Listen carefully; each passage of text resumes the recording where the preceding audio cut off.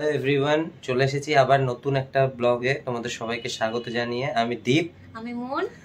আজকে আমাদের গন্তব্য তোমরা থাম্বনেলস দেখে বুঝতেই পেরে গেছো যে আমাদের গন্তব্য একটা আলমবাজারের একটা মন্দির, যাকে মিনি বৃন্দাবন বলা হয়।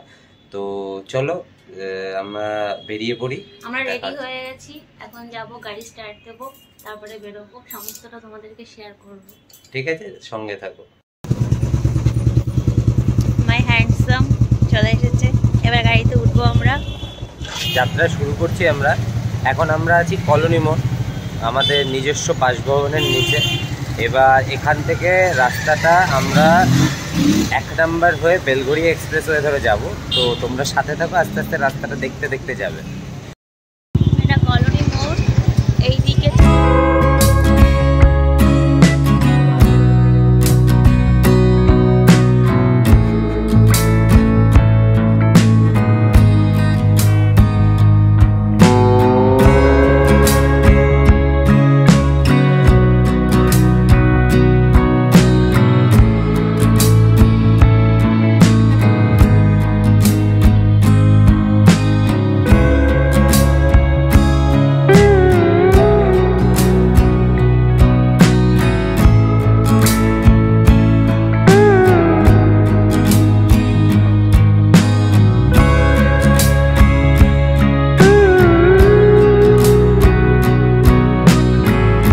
আপাতত বেলঘড়িয়া এক্সপ্রেসওয়েতে একটা ব্রেক দিয়েছি, চায়ে ব্রেক। চা অর্ডার হয়ে গেছে। টাইম পাস দোকানটার নাম। টাইম পাসে এসে আমরা পুরনো কাস্টমার এই দোকানে, প্রচুর আসতাম একটা সময়, বিয়ের আগেও এসেছি, এখনও আসছি বহুবার। আমাদের সবাই চেনেই আর কি ওরা।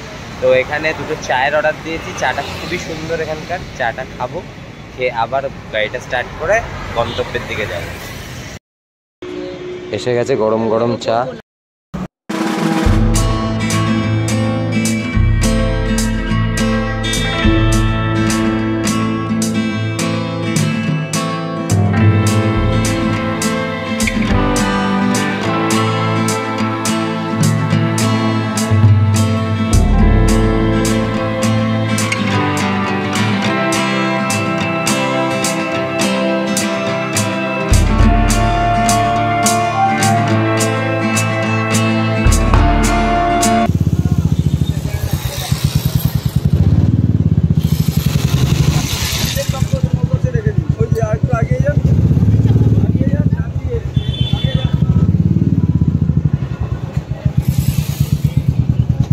আমরা এসে পৌঁছে গেছি শ্রী শ্যাম মন্দির। প্রচণ্ড আওয়াজ তোমরা শুনতেই পাচ্ছ। এখানে অলরেডি সন্ধ্যা আরতিটা স্টার্ট হয়ে গেছে বলে মনে হচ্ছে আমাদের। এখানে এগুলো হলো বাইক রাখার জায়গা, প্লাস এইটা হলো জুতো রাখার জায়গা। জুতোর কোনো গ্যারান্টি কর্তৃপক্ষ নেবে না, বাট হ্যাঁ রাখার জায়গা আছে নিশ্চয়ই। তেমনি কোনো চার্জেসও লাগে না, বাইক রাখতেও কোনো চার্জেস লাগে না। তোমরা এনজয় করো। এটা হলো মন্দিরের গেট। এখন কোনো কাজ হচ্ছে এখানে, ঠিক আছে, আন্ডার কনস্ট্রাকশন আছে গেটটা। খুবই সুন্দর, তোমরা আসলে বুঝতে পারবে। এটা খুবই সুন্দর। এটা কাজ কমপ্লিট হয়ে যাওয়ার পরে আমার মনে হয় অনেকটাই সুন্দর দেখাবে।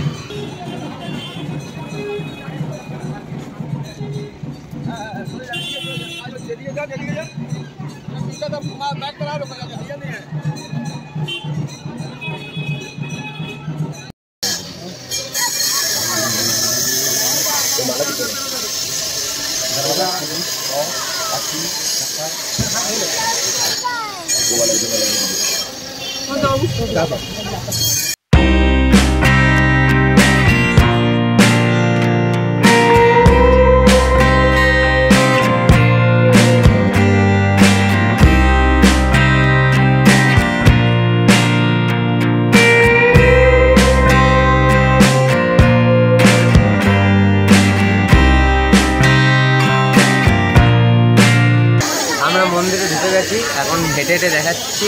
এখানে অনেক জায়গায় লেখা আছে মোবাইল ইউজ করা যাবে না, কিন্তু সবাই করছে তাই আমরাও করছি। মানে হয়তো এখন এমন ভাবে পুরোটা চালু হয়নি তাই।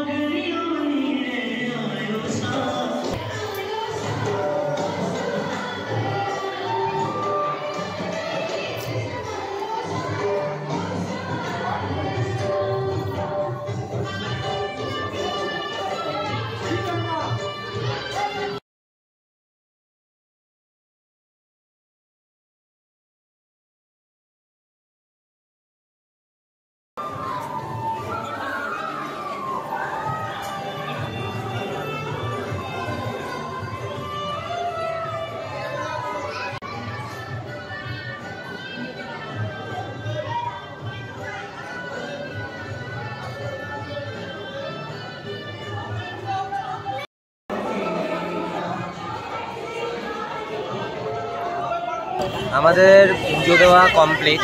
আমরা বাইরে এসে একটু বসে রয়েছি। এখানে একেবারেই মোবাইল ইউটিলাইজ করা নিষিদ্ধ, তার মধ্যেও যতটুকু সম্ভব তোমাদেরকে দেখালাম। নিচে প্রসাদ যেখান থেকে কিনলাম তোমাদেরকে দেখালাম, ওখান থেকে প্রসাদ কিনেই এখানে পুজো দিতে হয়।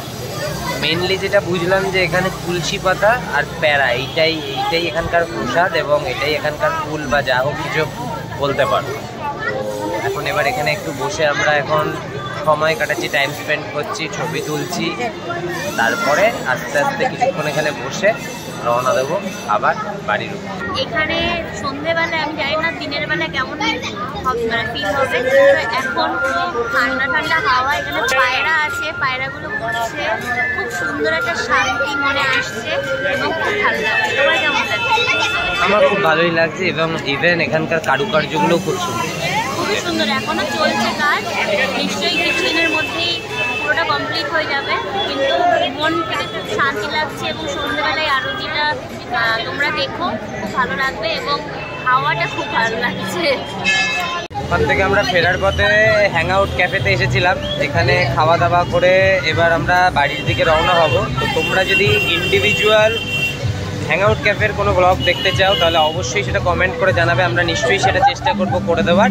আর এখন এখান থেকে আমরা বাড়ি যাব। তো আজকের মতন এখানেই শেষ করছি ব্লগটা। যারা ভালো লাগবে, যদি তোমাদের কারুর একটু ভালো লেগে থাকে এই ব্লগটা বা ইনফরমেটিভ বলে মনে হয়ে থাকে, তাহলে অবশ্যই চ্যানেলটাকে সাবস্ক্রাইব করো, বেল আইকনটা অল করে রেখো, এবং লাইক কমেন্ট সাবস্ক্রাইব করো।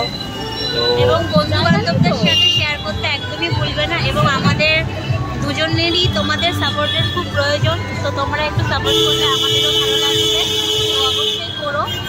তো আজকের মতন সবাইকে টাটা।